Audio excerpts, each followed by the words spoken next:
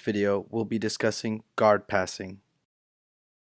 Before we start explaining guard passing, it's very important to understand the concept of the guard position. The guard is defined by the use of the legs to prevent the athlete on top from reaching side control, north-south position, or any other control free from the opponent's legs. Half guard is where the athlete on bottom has one of the opponent's legs trapped, blocking them from passing the guard. A guard pass is when the athlete on top position manages to free themselves from the opponent's guard, clearing their legs and stabilizing position for 3 seconds. If the opponent turns to their side, the athlete will still score 3 points for the guard pass, as long as they control the top position. When the athlete clears the opponent's legs and gives up top control to attempt an armbar, he will only score guard pass points if he gets back on top and stabilizes top control for 3 seconds or more. Please pay attention to these next specific situations and their respective interpretations. Trapping an arm with the lasso position will not stop points from being scored when the athlete passes. However, when the opponent on bottom has the foot on bicep control with the leg straight, the athlete will not receive points because the guard position is still active. While attacking from top position, the athlete ends up on bottom and uses their legs to prevent the opponent from reaching side control. It will be considered guard and points or advantages will be awarded regarding the guard pass.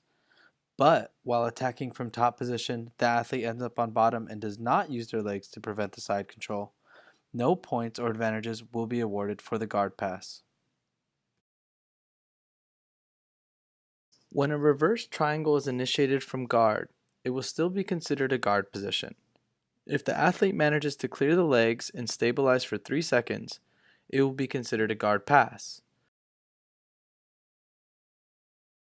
On the other hand, if the reverse triangle does not start from the guard, it will not be counted for points as a guard pass.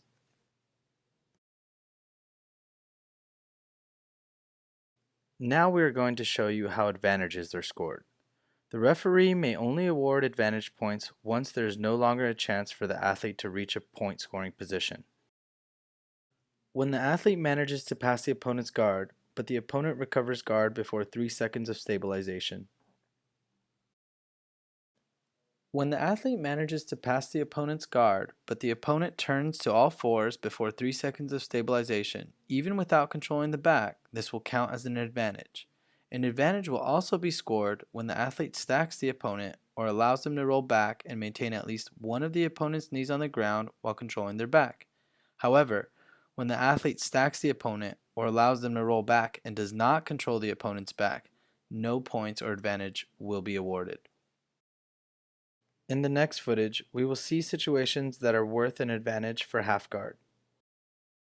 The athlete must have a stable half guard top control in order for an advantage to be scored. And remember, the athlete only scores an advantage once there is no longer a chance for the athlete to pass the opponent's guard. When starting from pulling guard, the athlete achieves half guard control over the opponent, but does not solidify the pass. When starting from any kind of guard, the athlete achieves half guard control, but does not solidify the guard pass because the opponent recovers. When starting from guard, the athlete achieves half guard control over the opponent, but does not solidify the pass. Remember, the athlete only scores an advantage for half guard if they don't pass the guard because the opponent recovers, or sweeps, or the time runs out.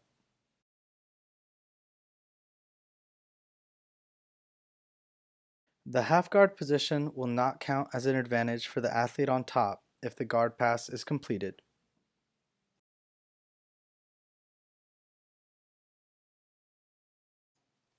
If the athlete sweeps or takes the opponent down and lands in a stable half guard position, they will score 2 points but will not count for a half guard advantage, even if the opponent recovers guard. The following half guard positions are not worth an advantage. In a reverse half guard situation, when the athlete on bottom pushes the opponent away with the knee. When the athlete on top doesn't have a stable top control due to the technique that's being developed by the opponent. Any questions or concerns regarding guard passing, please visit ibjjf.com/.